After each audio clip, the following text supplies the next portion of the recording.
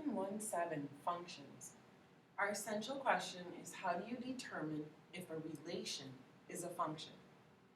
The two new vocab words are function and vertical line test.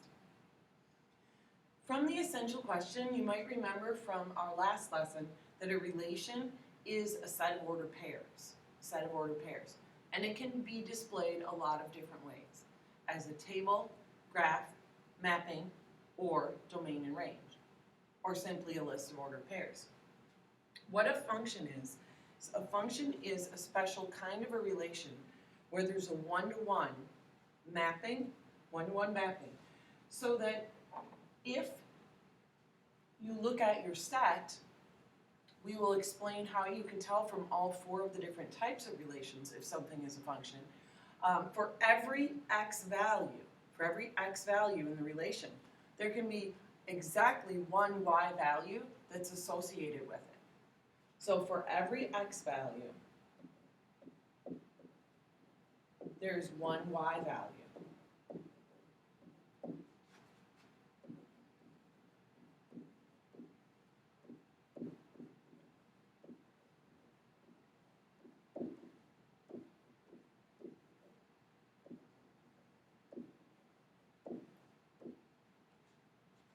The vertical line test is one of the ways that you can check to see if something is a function.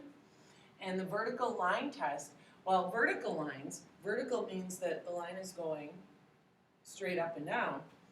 And the vertical line test can be used because if every x value has only one y value, if you're looking at a graph, the vertical line test, if you draw vertical lines through a graph, each of those lines can touch only one point. Only one point. Because if they touched more than one point, that would mean that that x value had more than one y value assigned to it. So I don't know if that makes sense without looking at a couple of examples. Here's one graph. Now if I draw vertical lines through it, each one of these is touching my graph at only one point. So all of these vertical lines that I drew touched my graph only once. That means that this passes the vertical line test. Now if I draw a graph similar to that, but turned the opposite direction, you'll see that this does not pass the vertical line test, because if I draw vertical lines through it, this first vertical line that I drew already touched 2 points. I wouldn't even need to draw anymore because I can already tell that it's not going to pass the vertical line test, so it's not a function. I can draw more, but if there's even one vertical line, even one, that hits 2 points on your graph, it's not a function.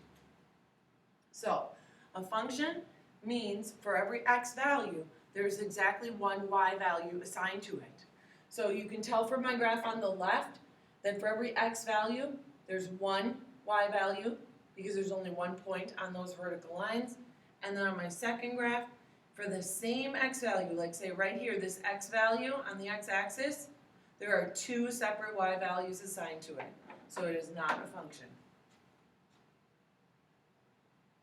Okay, 3 examples.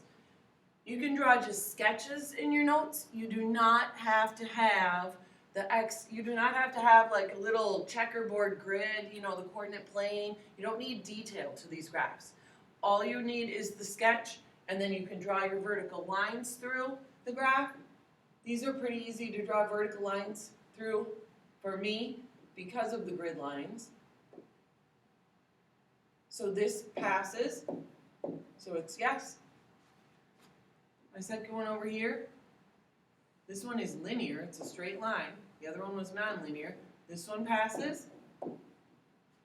But my third one, which is a parabola that's turned to its side, is not going to pass the vertical line test. So 2 of these are functions, 1 is not. Next we've got graphs again, but these graphs are scatter plots, so they're not connected.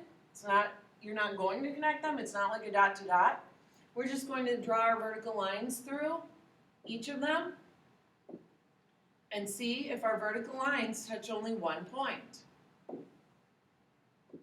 This one is a function. All of those vertical lines went through only one point. The second one, however, right here, it's already failed because these 2 points lie on the same vertical line. So do these. Again, though, that only has to happen once for it to fail the vertical line test. Okay, now, you could do the vertical line test on these if you really wanted to. So if you feel like the vertical line test is the way to go, you would need to graph these and then do the vertical line test. Now, I happen to remember that for every x value, you can have exactly one y value. What that means to me is that you cannot have any repeating values in the domain. If you have any repeating values in the domain, it's not a function. It's not a function. So this first one is a function. This second one is not, because there are 2 3's. Now, if you'd like me to prove that, you can easily prove that by thinking about where those 2 points lie on your graph. The point 3, 2 would be here, and 3, -1 would be here. So they are clearly on the same vertical line, So no repeats when you're looking at the domain or the x coordinates. From this mapping, I'm going to use that same idea. Again, you could graph these. What you have to remember if you're graphing these to do the vertical line test is that each of those arrows represents an ordered pair. So each of those arrows represents a point on your graph, a point on the coordinate plane. Now, I see clearly 3 separate arrows. So none of these numbers are repeating. So yes, this is going to be a function.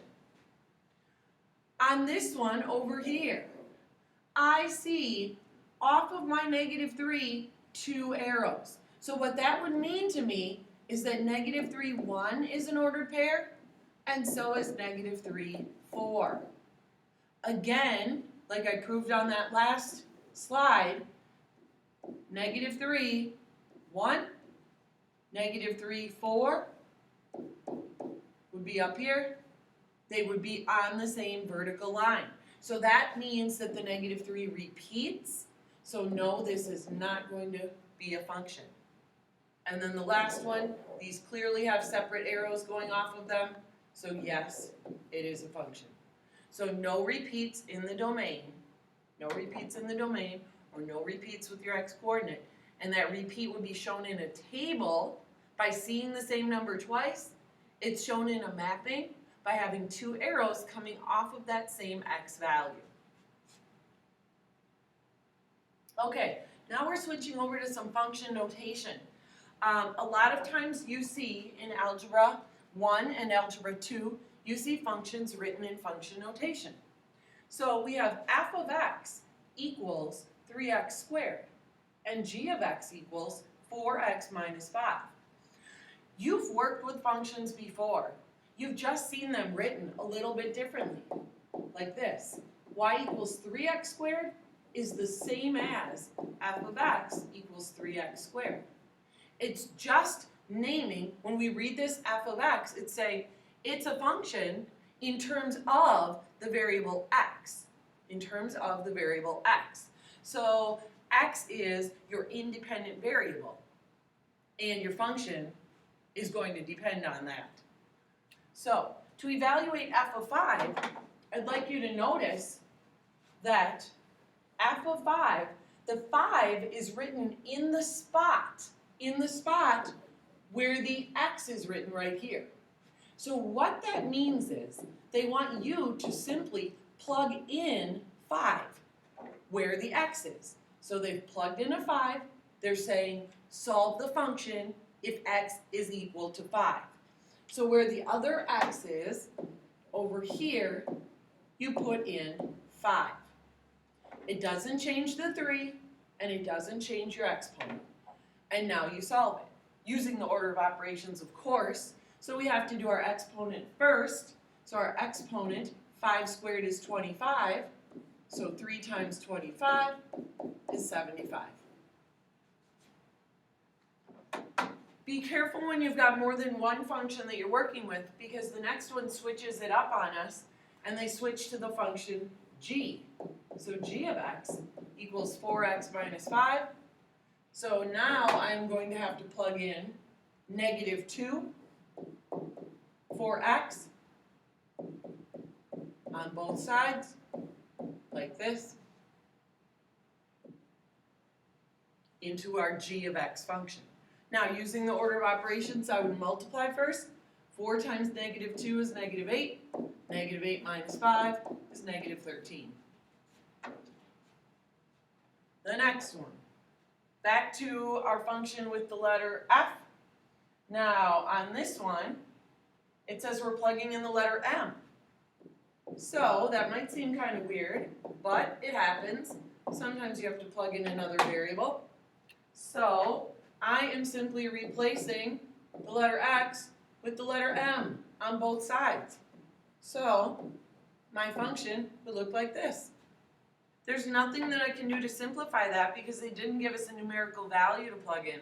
They just gave us a different variable. That's it. Now my last one,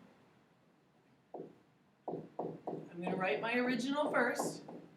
This one's going to have a little bit more work for us because what we're plugging in is h minus 1, where the x is. It's very important that you put that in parentheses, because without the parentheses, you are going to get the wrong answer. So the x was replaced by h minus 1. If I put parentheses around it, now you should recognize that we need to do the distributive property here, and we need to bomb that 4. So it's going to give us 4h minus 4, and then we've still got a minus 5 over here. So now we put our like terms together. Our minus 4 and our minus 5 are like a -4 and a -5. So 4h minus 9 is the final answer, because they were both negatives. The sign in front of the number goes with it. Now you're ready to write your summary. So please go back to your essential question and restate it and write a couple of complete sentences to answer our essential question. And here's your homework assignment.